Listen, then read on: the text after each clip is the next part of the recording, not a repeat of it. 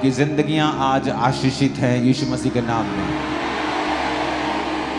जो भी काम आप करते हैं, जो भी बिजनेस आप करते हैं, जो भी जॉब आप करते हैं, जो फाइनेंशियल लाइफ आपकी है, आज आप खुदा के लिए समय को आपने निकाला है, आपने परमेश्वर को प्रथम स्थान दिया है। मेरा परमेश्वर आपके उन कामों के ऊपर, आपके हाथों के कामों के ऊपर बरकत दे। आपके काम, आपकी रसोइयां, आपके जीवन कभी खाली ना हो, बरकत से कभी खाली ना हो। आपके बच्चे परमेश्वर की राहों पर चलें। आपकी फैमिलीज का एटमॉस्फेयर आज से आत्मिक हो। प्रभु यीशु मसीह के सामर्थी नाम में हम मांगते हैं। जितनी हाथों में खुदा ने ताकत दी है, उतनी हाथों से तारीफ कर दो खुदा। हालेलुया। खुश हो चर्च? मैंने कहा कि आप खुश हो कि नहीं?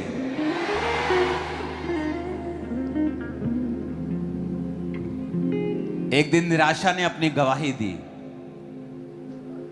कहती मैं चर्च में गई और एंट्री करना चाहा लोगों की जिंदगियों में, और मैं उनमें चली गई जो निराश दिख रहे थे।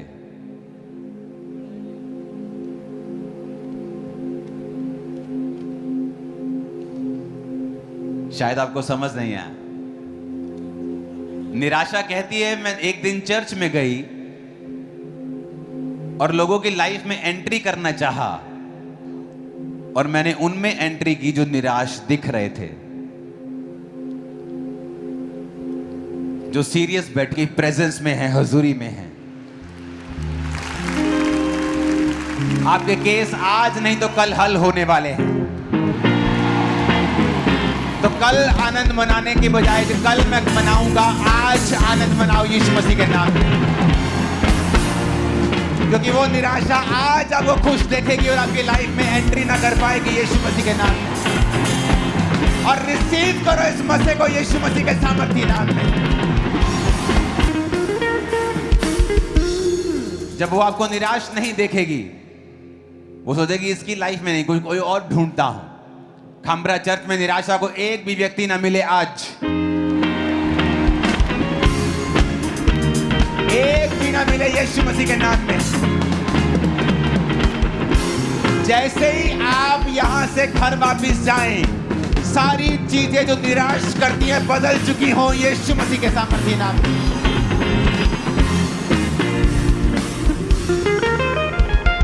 यीशु मसीह ने कहा था तुम अपने फ्यूचर को बना सकते हो। इस पुलपट में मुझसे कहा था इन लोगों को बोल ये अपने फ्यूचर को बना सकते हैं अपने शब्दों से। जब तक आप अपने शब्दों को इस्तेमाल नहीं करते, मैं आपके लिए अपने शब्दों को इस्तेमाल करता हूं। जब आप यहां से जाएंगे, आपके घरों में आपको निराशाएं नहीं दिखेंगी यीशु मसीह के नाम में। आपको काम दिखेगा, काम काम काम, मुझे काम करना है।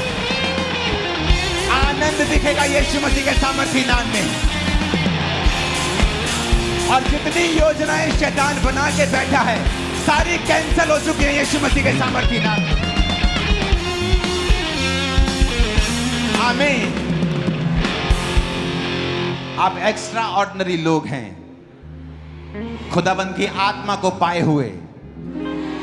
अभी तो परमेश्वर ने मूसा को अपना आत्मा उस तरह नहीं दिया था जिस तरह आपको दिया है। अगर जिसके पास आत्मा नहीं था उस तरह जिस तरह आपको दिया है, और उसने समुद्र को दो भाग कर दिया, इमेजिन करो आप अपनी लाइफ में क्या नहीं कर सकते।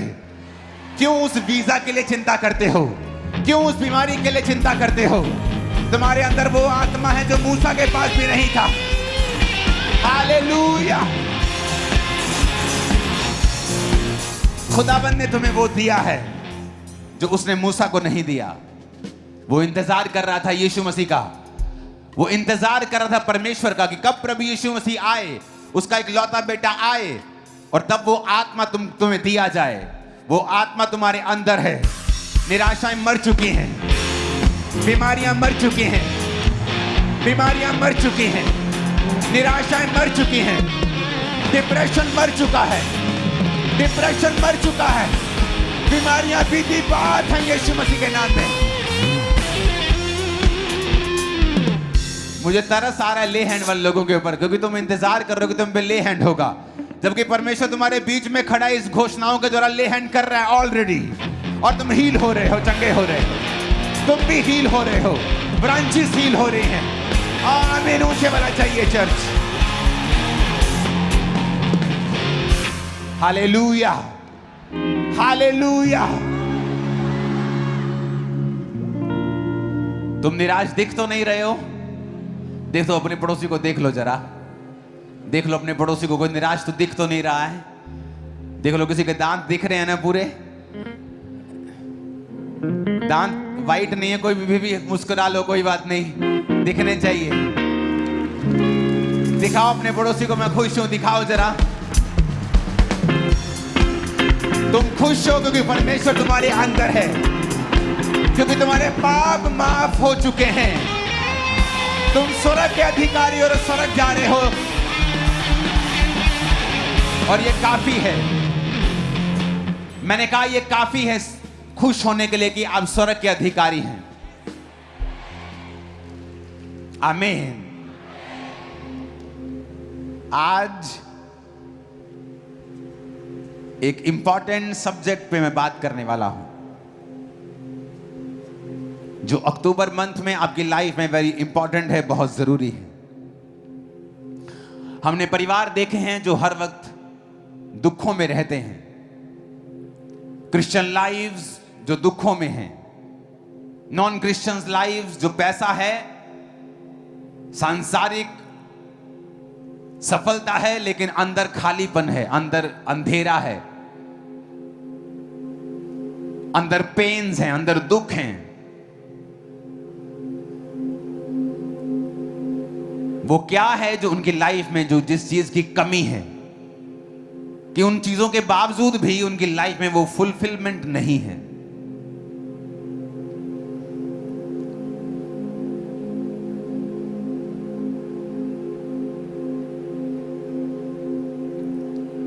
जब आप हिस्ट्री पढ़ते हैं, जिस पहाड़ पर परमेश्वर ने मूसा को दर्शन दिया, आज भी अगर आप उस पहाड़ को देखने जाएंगे, आज भी आपको वो सऊदी अरेबिया में मिल जाएगा।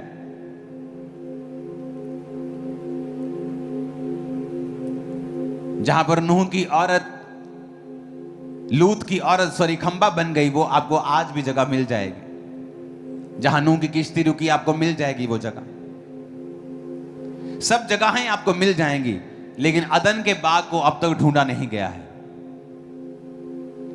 क्योंकि अदन का बाग जिस जगह पर परमेश्वर ने आदम को रखा था, वो कोई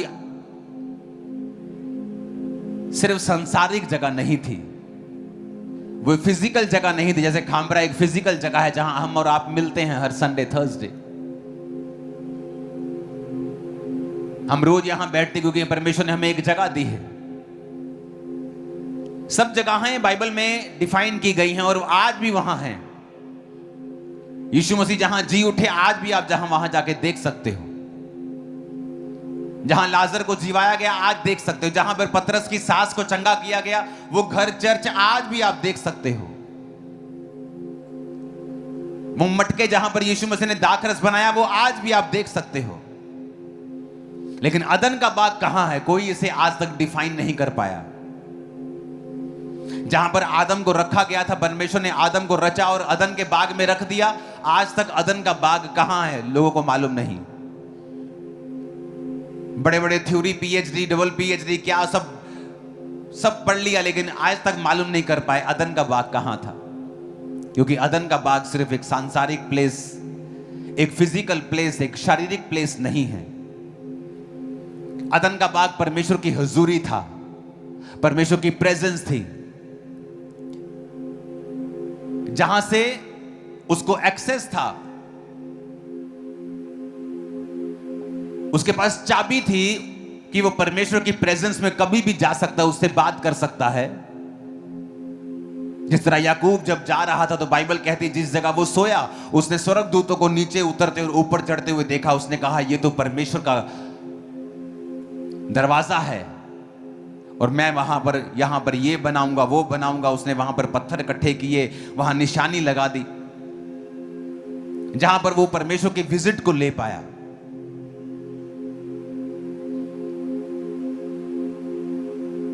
एक बड़ी इंपॉर्टेंट बात जो मैंने पढ़ी एक पुस्तक से, वो ये थे कि परमेश्वर ने उनको जो दिया था वो सिर्फ फिजिकल नहीं था, वो एक सांसारिक जगह नहीं थी, वो परमेश्वर की प्रेजेंस थी। आज भी जब आप परमेश्वर की हुजूरी को खोते हैं, आप बेचैन महसूस करते हैं। जब शैतान आपको पाप की ओर लेके जाता है और आप प्रभु की हुजूरी को खो देते हैं, आप लॉस्ट महसूस करते हैं।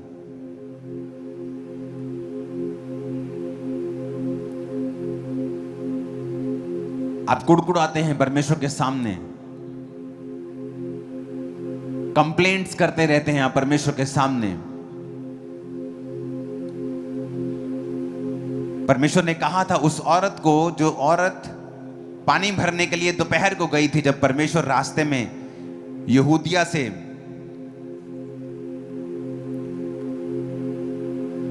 गलील जा रहे थे, तो सामरिया होकर परमेश्वर को जाना जरूरी था। यूहन्ना 4 तो लिखा, वो सामरिया के एक नगर में आया तो वहां पर कुएं के पास बैठ गया और एक औरत आई और जल भरने लगी दोपहर के समय।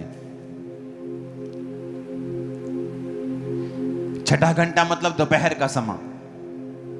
एक रिजेक्टेड औरत, क्यों रिजेक्टेड थी?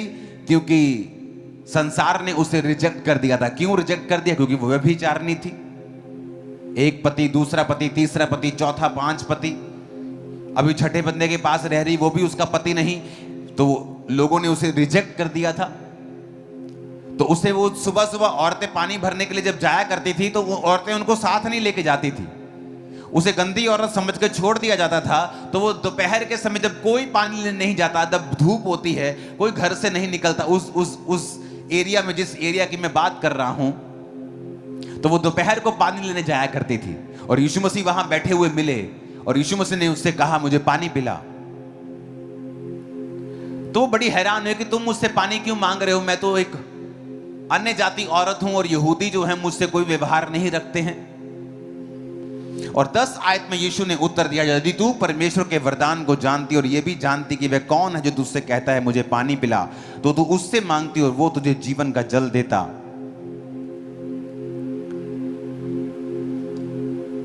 उस औरत ने कहा, प्रभु तेरे पास जल भरने के लिए तो कुछ नहीं है, फिर जल तू कहां से भरेगा? वो तेरे पास कहां से आया?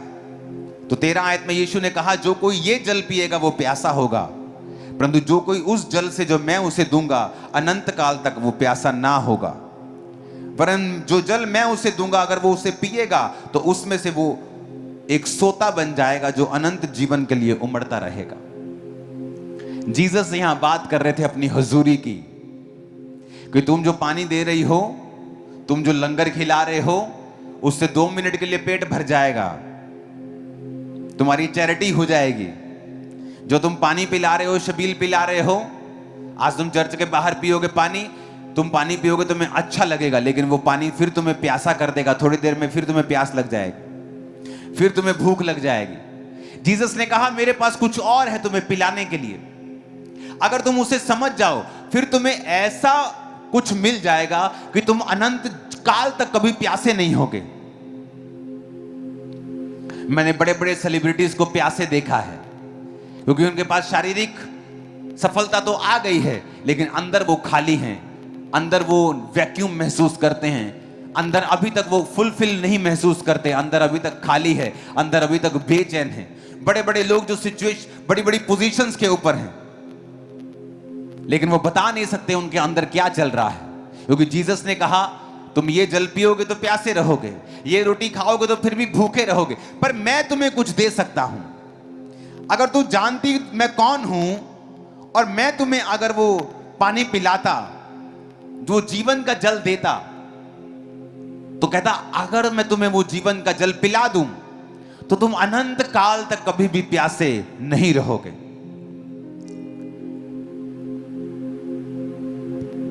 14 आयत में लिखा, जो कोई उस जल में से पिएगा जो मैं उसे दूंगा, वो अनंत काल तक प्यासा ना होगा। अनंत काल तक प्यासा ना होगा। ऐसा कौन सा जल है? क्योंकि परमेश्वर अपनी हजूरी की बात कर रहे थे। परमेश्वर ने कहा, तू जा अपने पति को बुला ले। कहती, मैं मेरा पति नहीं। जीसस ने कहा, हां तू 5 पति कर चुके, जिसके पास तू अब है वो भी तेरा पति नहीं। जीसस उससे कह रहे थे कि वो प्रेजेंस जो आदम ने खो दी थी, उससे पहले बीमारियां नहीं थी, आंसू नहीं थे, बेचैनी नहीं होती थी, डिप्रेशन नहीं होता था, गरीबी नाम की कोई चीज नहीं थी, शैतान के अटैक नाम की कोई चीज नहीं थी, दुख नाम की कोई चीज नहीं थी, कंफ्यूजन नाम की कोई चीज नहीं थी, दुख नाम की, आंसू नाम की कोई चीज नहीं थी, डाइवोर्स नाम की कोई चीज नहीं थी। परमेश्वर ने एक परफेक्ट लाइफ दी थी आदम और हवा को, और अपनी हुजूरी उन्हें दी थी। क्योंकि जो मेन एटमॉस्फेयर जिसमें आदम और हवा को रहना था, वो परमेश्वर की हुजूरी थी। आप मछली को पानी के बाहर निकालेंगे, मछली मर जाएगी, क्योंकि वो वहां नहीं रह सकती है, क्योंकि उसको पानी के अंदर रहने के लिए रचा गया है। उसका एटमॉस्फेयर ही वही है कि वो पानी के अंदर ही रहती है। पानी के बाहर कुछ मछलियां सांस ले सकती हैं, लेकिन पानी के बिना जी नहीं सकती। मोस्टली 99% मछलियां पानी के अंदर ही सांस लेती हैं और वहीं रहती हैं। अगर बाहर निकालते तो मर जाती हैं, लेकिन वो पानी के एटमॉस्फेयर में जीने के लिए रची गई हैं। आप लोग रचे गए थे परमेश्वर की हुजूरी के अंदर जीने के लिए। इसलिए जब परमेश्वर की हुजूरी के अंदर लोग जीते थे, आदम जीता था, उसको कोई बीमारी के लिए प्रार्थना करने की जरूरत नहीं थी। आदम को कुछ भी करने की जरूरत नहीं थी। सब कुछ स्मूथ चल रहा था, सब कुछ भला चल रहा था। लेकिन बाइबल कहती है जब उन्होंने अपराध किया, पाप किया और परमेश्वर की प्रेजेंस उनकी जिंदगियों से चली गई, उसके बाद क्या हुआ? उसके बाद उनकी जिंदगियों में श्राप आए। आदम की संतान ने एक दूसरे को मारा, मर्डर आए, कत्ल आए, अपराध आया, व्यभिचार आया। परमेश्वर की आज्ञा की उल्लंघना करने के बाद वो सब आया जो उनकी जिंदगियों में नहीं होना चाहिए था। जिस तरह मछली की जिंदगी में वो मौत नहीं आ सकती जब तक आप उसको पानी के बाहर नहीं निकालेंगे, क्योंकि वो पानी में रहने के लिए बनाई गई है। जीसस उससे ये कह रहे थे कि मैं अगर तेरे को वो जीवन जल दे दूंगा तो तू प्यासी नहीं रहेगी।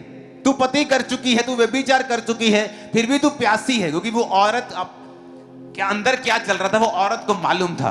वो खालीपन, वो अकेलापन, वो एक बेचैनी। अगर तू मुझे अपना ले, अपना उद्धार करता, अपना मसीह, तो मैं तुझे वो जीवन जल दूंगा, यानी मैं तेरे जीवन में अपनी हुजूरी दे दूंगा और उसके बाद तू कभी भी प्यासी नहीं रहेगी, तू कभी भी भूखी नहीं रहेगी। वो सारा कुछ तेरी लाइफ में आना शुरू हो जाएगा जो तू मांगती है लेकिन पा नहीं रही। वो परमेश्वर की प्रेजेंस, वो परमेश्वर की हुजूरी, जिसे आज विश्वासी भी खो चुका है, क्योंकि हर वक्त वो कंप्लेंट करता है, हर वक्त कुड़कुड़ाता है, वो भूल जाता है उसकी जिंदगी में जो 400 तरह की आशीषें हैं, और वो कंप्लेंट करता रहता है परमेश्वर से, अगली आशीष के बारे में इंतजार करता रहता है, आगे क्या करना है उसके बारे में सोचता रहता है।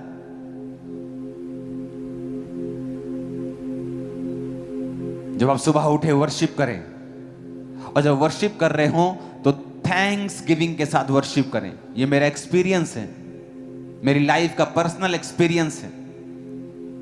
वर्शिप करें, उसमें प्रार्थना याद आई तो प्रार्थनाएं मत करें, वर्शिप करें खुदाबंद की कि वो महान है। वो जैसा भी गीत आप लगा के वर्शिप कर रहे हैं या अपने होठों से कर रहे हैं, और थैंक्स करें परमेश्वर को।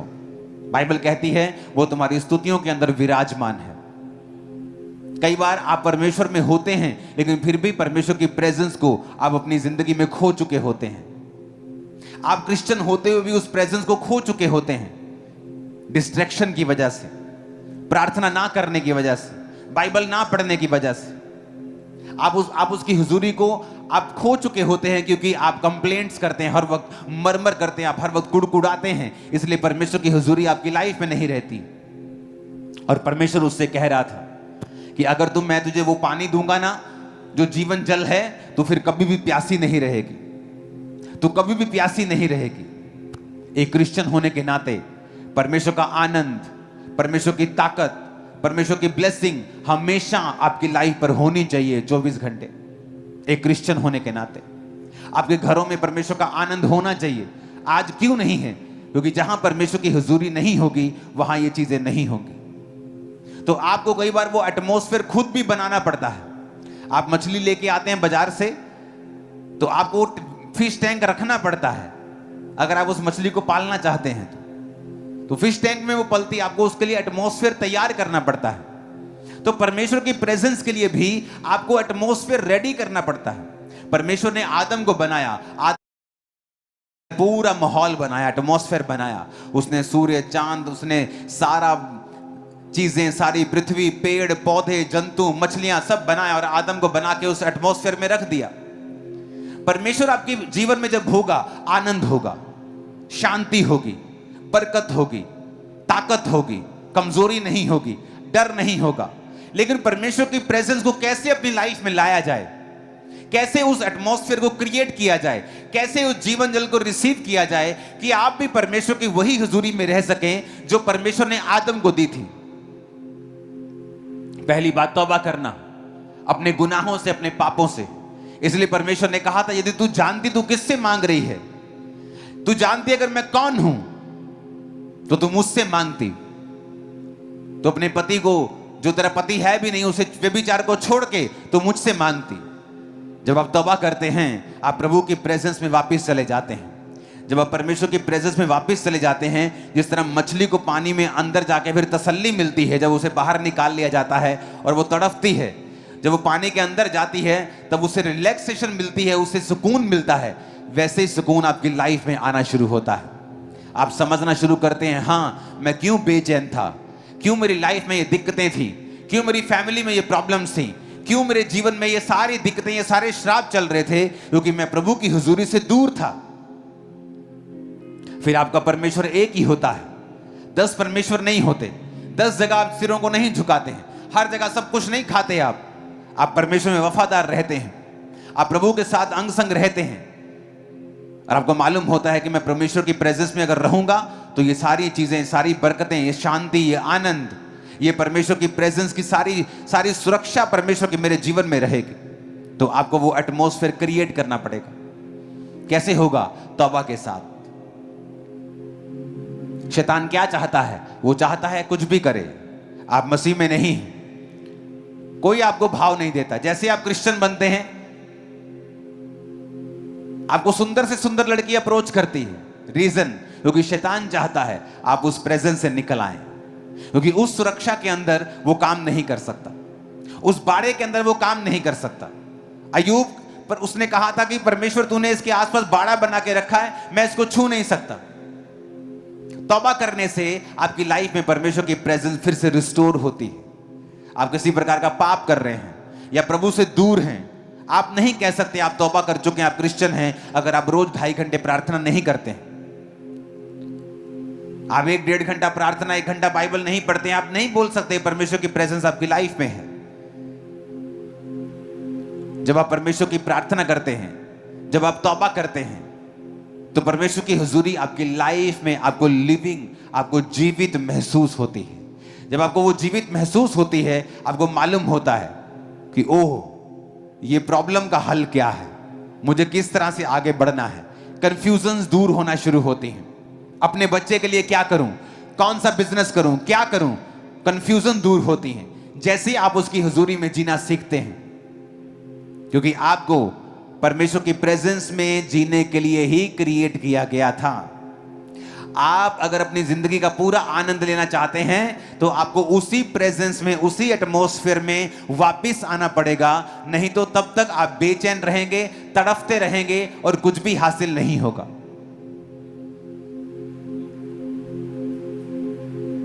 वो स्तुतियों पर विराजमान है।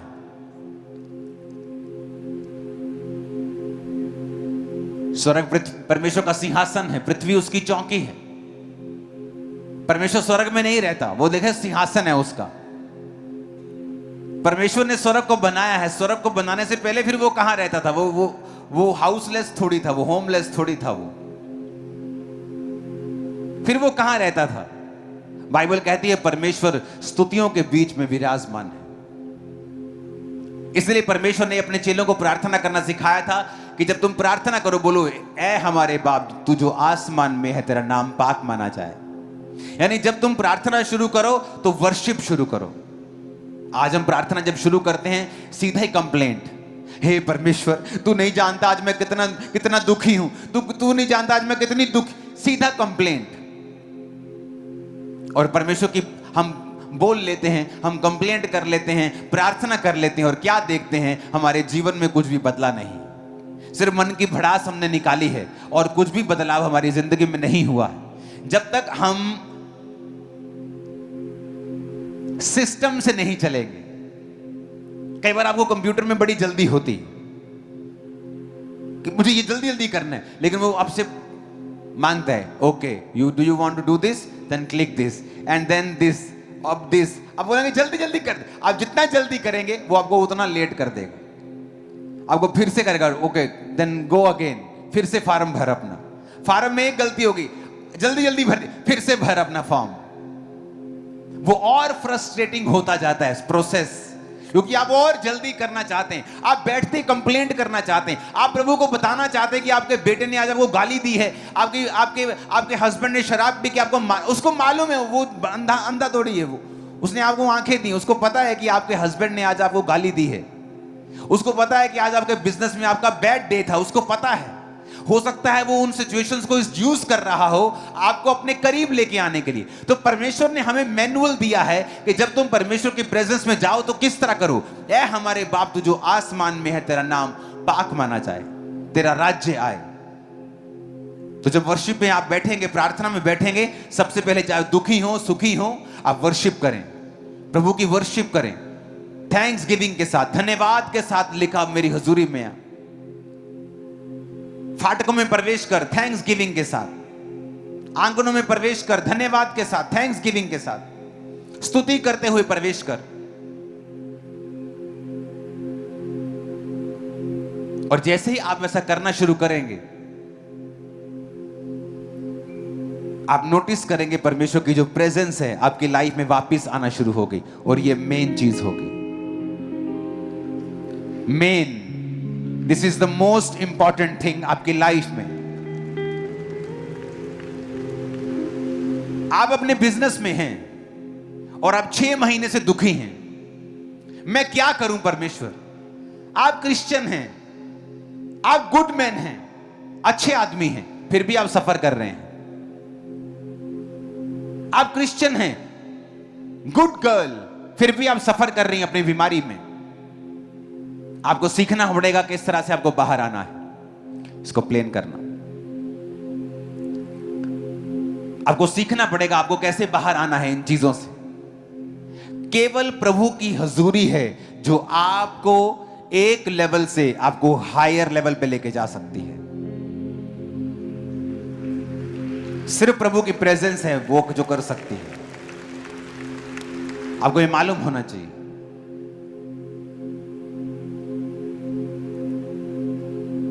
जब तक आप नेक्स्ट लेवल पर नहीं जाते हैं, आपकी फैमिली की कोई साल्वेशन नहीं होती है। जब तक आप नेक्स्ट लेवल पे नहीं जाते हैं, बहुत सारी चीजें हैं जो आपकी लाइफ में प्रभु करना चाहता है, वो नहीं कर पाता है। परमेश्वर की प्रेजेंस आपको चाहिए, क्यों? क्योंकि जिस वे में ऑपरेट करने के लिए, right way to operate in my business, मुझे प्रभु की प्रेजेंस चाहिए। मुझे अपने काम में सही तरह से काम करने के लिए प्रभु की प्रेजेंस चाहिए। लोग सोचते हैं मुझे प्रेजेंस चाहिए तालियां बजाने, आत्मा उतरता है ना तालियां बजाने के लिए, लेकिन जब मैं अपने सिलेंडर बेचने जाऊंगा ना, मुझे प्रेजेंस की जरूरत नहीं है। और वहीं वो धोखा खाते हैं और वही शैतान उनको धोखा देता है और वचन पूरा होता है, अज्ञानता के कारण मेरी प्रजा बंधुआई में जाती है। और जब वो अपने बिजनेस में परमेश्वर के वचन के अनुसार नहीं चलता और उस अन्य आज्ञाकारिता के वजह से उसकी जिंदगी में दूसरे बंधन रहते हैं, तो वो कंफ्यूज रहता है कि मैं चर्च जाता हूं, आत्मा भी मुझ पे उतरता है, लेकिन मेरी लाइफ में ये मुश्किलें क्यों नहीं हल हो रही? क्योंकि आपको परमेश्वर की हुजूरी को हर जगह कैरी करना है, क्योंकि आप बनाए ही उस चीज के लिए गए हैं। अगर मछली को खाना खाना है, पानी में ही खाना है। उसको बाथरूम करना है तो पानी में ही करना है। उसको कहीं दूसरी मछली से मिलने जाना है तो पानी में ही जाना है।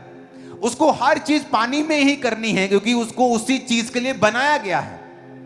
आपको जब परमेश्वर ने बनाया तो प्रभु जानता था आपको बिजनेस करना है, आपको डॉक्टर बनना है, आपको वैद्य बनना है, इंजीनियर बनना है, आपको काम करना है, आपको जॉब करनी है। तो उसने सब चीजें वो जानता था, इसलिए उसने एक एटमॉस्फेयर रेडी किया, परमेश्वर की प्रेजेंस का एटमॉस्फेयर, कि जिसमें रहकर आप सब चीजें ऑपरेट करेंगे और आपको कोई भी दिक्कत नहीं होगी।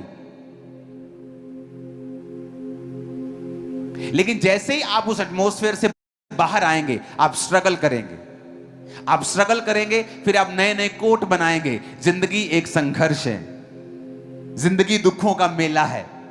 ये उन्होंने बनाए हैं जो परमेश्वर की हुजूरी से दूर हैं। जिंदगी संघर्ष नहीं है।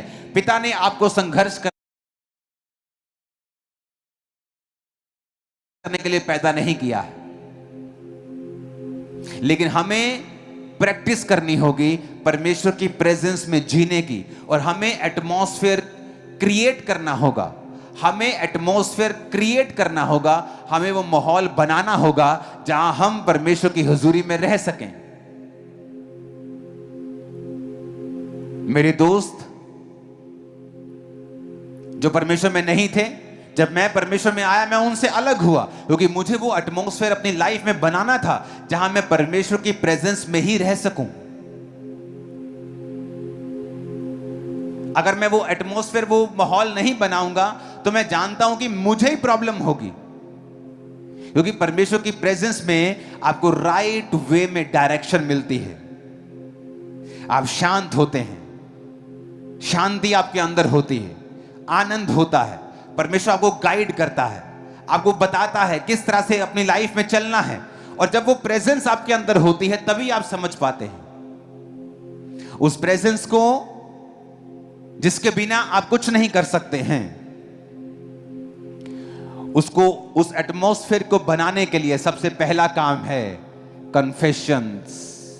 अपने पड़ोसी को बोलो अंगीकार करना।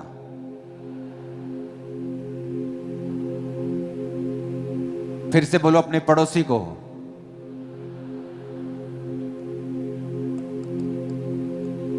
ओके, बोलो अंगीकार करना। फिर से इसका रबड़ भी ऑन करना। सेकंड, अपने पड़ोसी को बोलो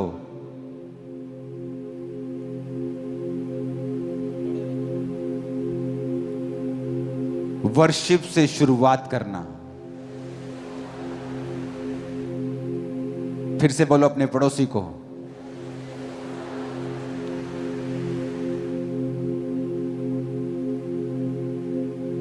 और धन्यवाद देना। फिर से बोलो अपने पड़ोसी को।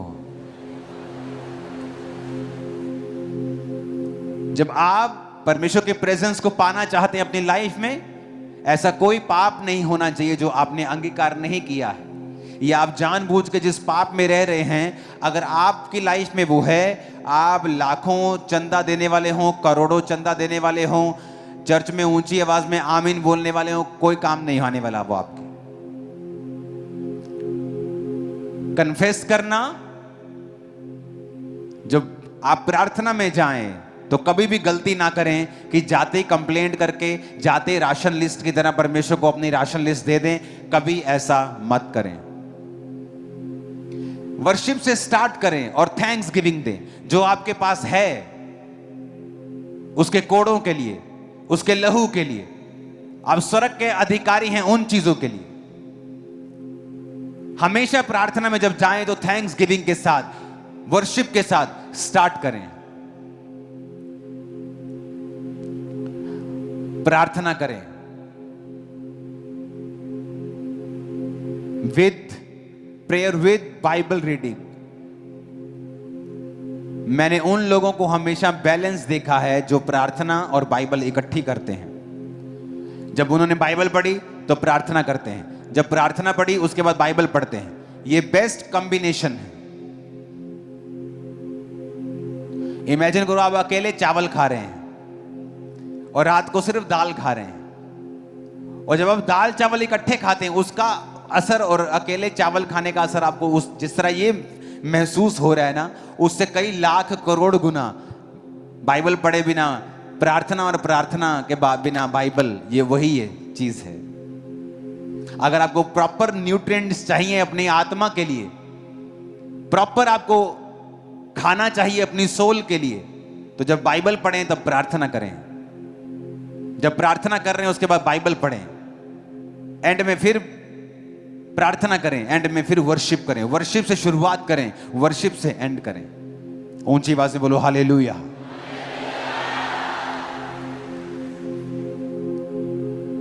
परमेश्वर की प्रेजेंस का आपको अगर माहौल चाहिए, वो एटमॉस्फेयर आपको क्रिएट करना है, जिसके अंदर आपको रहने के लिए बनाया गया है। उसके अंदर सब आसान है, उसके अंदर मुश्किल नहीं है, फ्रस्ट्रेशन नहीं है।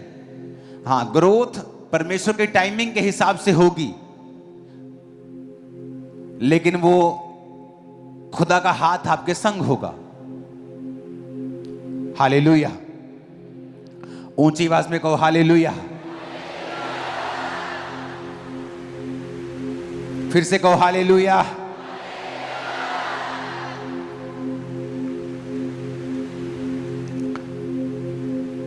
और अगर आपने एटमॉस्फेयर को नहीं बनाया, इमेजिन करो आप अपने घर में हैं और 24 घंटे आपके घर में टीवी चल रहे हैं। 24 घंटे आपके घर में टीवी ऑन है। मैंने विश्वासी देखे 24 घंटे टीवी ऑन है, उनके जो लॉबी है वहां टीवी ऑन है हर टाइम। आप कोई प्रोग्राम देख रहे हैं और जैसे आपको लगता है कि नहीं ये प्रोग्राम गलत है, आप उसे बंद कर दें कि नहीं ये मैसेज गलत जा रहा है मेरे स्पिरिट के अंदर, क्योंकि आपको परमेश्वर की प्रेजेंस उस माहौल में रहना है। और शैतान का यही काम रहता है कि आपको उस माहौल से बाहर निकाला जाए, उस प्रेजेंस से आपको बाहर निकाला जाए। आप 10 दोस्तों में खड़े हैं और गाली चल रही है और गलत मजाक चल रहा है और लड़कियां छेड़ी जा रही हैं, आप परमेश्वर की प्रेजेंस को खो रहे हैं और आपको मालूम नहीं, क्योंकि परमेश्वर के आने की आवाज आती है, जाने की आवाज नहीं आती। और शैतान को पता है कि ये प्रेजेंस ही है जो आपको आगे लेके जाएगी, आपको सुरक्षित रखेगी। आपकी सुरक्षित रहने का जो आपकी इंश्योरेंस है ना, जो आपकी इंश्योरेंस है वो परमेश्वर की हुजूरी है। आपकी गाड़ी का एक्सीडेंट हो ना हो, चाहे 10 साल ना हो, अगर खरोंच लग गई, अगर टेल लाइट टूट गई, अगर वो 50,000 की है तो इंश्योरेंस वाले इंश्योरेंस मांगेंगे, नहीं है तो पे करना पड़ेगा। तो वचन में लिखा है जो परम प्रधान के छाए हुए स्थान में बैठा रहे वो सर्वशक्तिमान की छाया में ठिकाना पाएगा। यानी जो कोई परमेश्वर के छाए स्थान में होगा, यानी उसकी हुजूरी के अंदर होगा, वो उसकी सुरक्षा को पाएगा, उसके डिफेंस को पाएगा। परमेश्वर के दूत उसके लिए काम करेंगे। तो ये कंडीशनल है, सबके लिए नहीं है। तो शैतान ये चाहता है कि तुम उसके छाए हुए स्थान से बाहर निकलो, ताकि सुरक्षा तुम्हारे जीवन में ना रहे। एक्सीडेंट आज ना हो, चाहे 5 साल में हो, तो जब होगा तो वो नुकसान करेगा, लेकिन अगर इंश्योरेंस होगी तो वो नुकसान नहीं होता। तो परमेश्वर की हुजूरी तुम्हारी इंश्योरेंस है। अपने पड़ोसी से पूछो तुम्हारी इंश्योरेंस हुई है कि नहीं? परमेश्वर की आत्मा तुम्हारी जिंदगी में है कि नहीं? अगर नहीं है तो आज उसे इनवाइट करो, उसे पाकर जाओ, क्योंकि वो भी तुम्हारे अंदर आने के लिए तैयार है। आमीन। इमेजिन करो एक औरत जो रिजेक्टेड है। मैंने परमेश्वर की किंगडम में देखा है, मोस्टली जिसको दुनिया ने रिजेक्ट किया है, परमेश्वर ने उसे गले से लगाया है और बड़ा काम किया है उसके द्वारा। मोस्टली मैंने देखा है। कई बार जब परिवार, जब आपके लोग आपको रिजेक्ट करते हैं, आपको दुखी नहीं होना चाहिए, क्योंकि परमेश्वर कुछ बड़ा काम आपकी लाइफ में करने वाला है। रिजेक्शन कर्स नहीं है, जब परमेश्वर की हुजूरी आपकी लाइफ में होती है ना, तो रिजेक्शन एक ब्लेसिंग है आप लोगों के लिए। अपने पड़ोसी को फिर से कहो, अंगीकार करना है, वर्शिप से स्टार्ट करना है और उसको धन्यवाद देना है, प्रार्थना करनी है और बाइबल साथ ही पढ़नी है। आमीन, आमीन। फास्टिंग करनी है चौथा। बाकी पॉइंट्स हम डिस्कस करते रहेंगे अगली मीटिंग्स में, क्योंकि परमेश्वर की प्रेजेंस के बारे में मैं आपसे बात करने वाला हूं। अगर ये रिस्टोर हो गई, अगर आपको उसमें जीना आ गया, आपने इसमें जीना सीख लिया,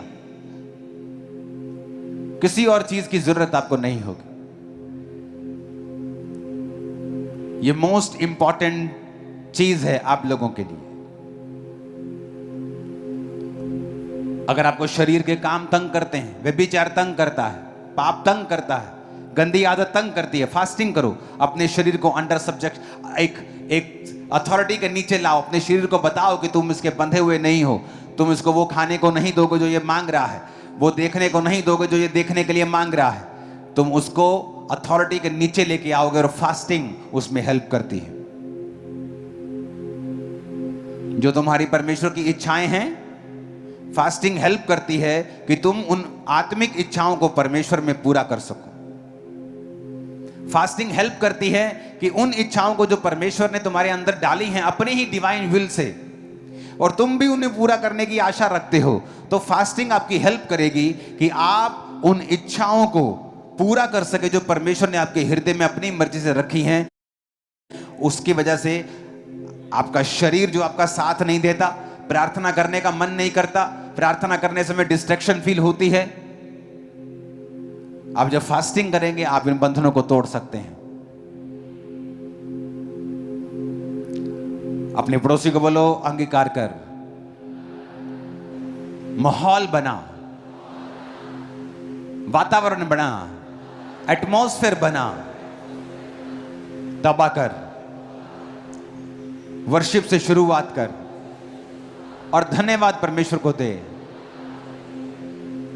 प्रार्थना कर, बाइबल पढ़ और फास्टिंग कर। आमीन। जिस दिन आप ये समझ जाएंगे कि प्रभु की प्रेजेंस में आपको जीना है,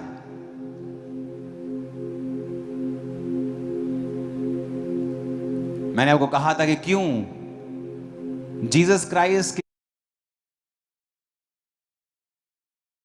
की लाइफ में जब मरियम ने कहा कि बेटा कुछ कर, दाखरस कम हो गया, क्योंकि वो जानती थी कि ये मिरेकल करता है। आप जब परमेश्वर की प्रेजेंस में रोज जीते हैं ना, एवरीडे आप उसकी प्रेजेंस में जीते हैं और आपको उस प्रेजेंस में जीने का आपका एक जीवन बन गया है। मैं आपको प्रॉमिस करता हूं, आप जहां भी जाएंगे, किधर भी, वहां मिरेकल्स होंगे खुदावंद के। आप जहां भी जाएंगे, आप जिस देश में जाएंगे वहां कुछ होगा जो पहले कभी नहीं हुआ। आप जहां भी जाएंगे कुछ ऐसा होगा जो पहले कभी नहीं हुआ। लोगों को निशानी मिलेगी कि परमेश्वर की प्रेजेंस इस व्यक्ति के साथ है। आप अपने रिश्तेदार के पास जाएंगे, कुछ होगा। अपने दोस्त सहेली से बात करेंगी आप, कुछ होगा। जब परमेश्वर की प्रेजेंस, आप कमरे में चले जाओ और रात को स्विच ऑफ करो, ऑन करो, ऑफ करो, आपको मजा ही नहीं आएगा। आपको बोलेगा यार तो ऑन कर दे, या तो खत्म कर दे, या बंद कर दे, चला दे, क्या आंखों में चप चप कर रहा है तू। उसी तरह से परमेश्वर भी कई बार आपकी लाइफ से निराश होता है। एक दिन आप प्रभु की प्रेजेंस में होते हैं, दूसरे दिन पाप में होते हैं, एक दिन फिर तौबा करके प्रेजेंस में होते हैं, फिर पाप में होते हैं। आप उसी लाइट की तरह जो आप बंद बुझ हो रही, बार बार बंद कर रहे हैं, चला रहे हैं, बंद कर रहे हैं, चला रहे हैं, चला रहे हैं, बंद कर रहे हैं। आपको एक रोशनी में चलना सीखना होगा कि आप परमेश्वर की प्रेजेंस को आपने पा लिया, अब आप पाप नहीं करेंगे, आप परमेश्वर की प्रेजेंस में रहेंगे, आप थैंक्स गिविंग करेंगे, आप कुड़कुड़ाएंगे नहीं परमेश्वर के सामने, आप परमेश्वर में भरोसा रखेंगे। फिर आप देखेंगे किस तरह से परमेश्वर आपकी लाइफ में काम करता है। हालेलुया। फिर मैंने कहा आप जहां जाएंगे खुदा का फेवर आपके साथ होगा। आप बिजनेस करेंगे वो आपके साथ होगा। आप मैरिज करने जाएंगे वो आपके साथ होगा। आप पैदल चलेंगे वो आपके साथ होगा। जहाज पे होंगे वो आपके साथ होगा। आप जिस जगह जाएंगे परमेश्वर आपके संग होगा और मिरेकल करेगा आपकी लाइफ के द्वारा।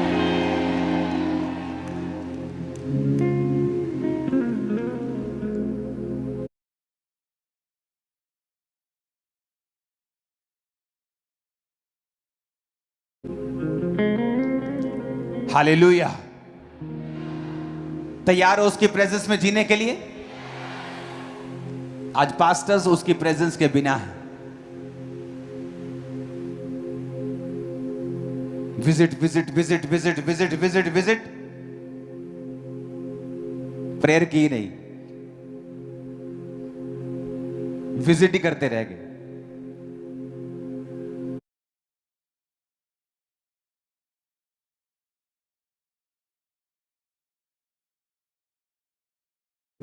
या तो प्रेयर ही करते रह गए, लोगों को ध्यान ही नहीं दिया। हमें बैलेंस रखना परमेश्वर ने सिखाया है। हालेलुया।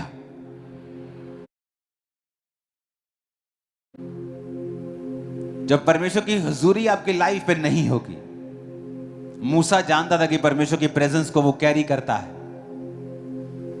इमेजिन करो मूसा के अंदर अगर परमेश्वर की हुजूरी ना होती, इधर 15 लाख लोग बैठे हैं, उधर सामने समुद्र है, उधर पीछे फिरौन आ गया। इमेजिन करो मूसा की हालत,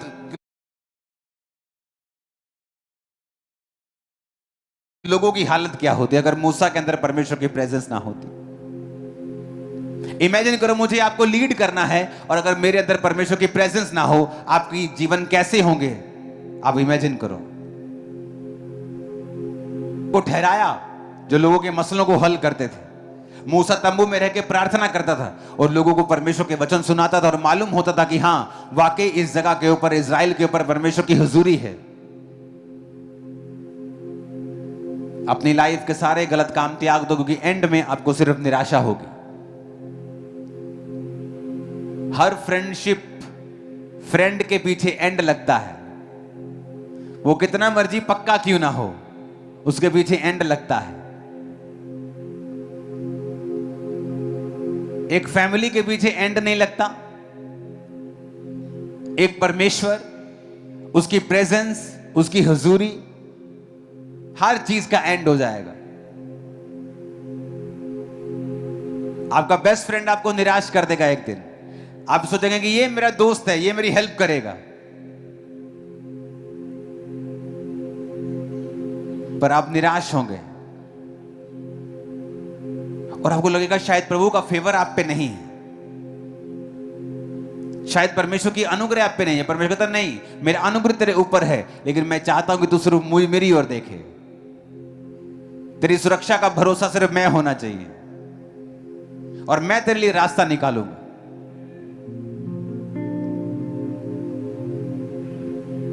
क्योंकि हर फ्रेंड का एक एंड है। मेरे भी फ्रेंड हैं मिनिस्ट्रीज में, पर मेरा भरोसा मेरे परमेश्वर के ऊपर है अब, क्योंकि फ्रेंड का एंड जरूर है। तो वो फ्रेंडशिप जिसके कारण आप परमेश्वर की प्रेजेंस के साथ कॉम्प्रोमाइज कर रहे हो, एक दिन श्योरली 100% मेरी बात को लिख लो, आपको निराश करेगा और आपका टाइम वेस्ट करेगा। कि आपने अगर आज परमेश्वर के वचन को सुनकर माना होता, तो वो 5 साल, वो 10 साल आप निराशा में जो आपने वेस्ट कर दिए, एक आदमी के पीछे लग के, एक औरत के पीछे लग के, एक रिलेशनशिप में जो नहीं थी सही, आप 10 साल बाद कहेंगे काश मैंने पहले सुना होता, काश मैंने पहले माना होता, सुन तो लिया था। अपने हाथों को उठाओ, कहो खुदावंद मैं अंगीकार करता हूं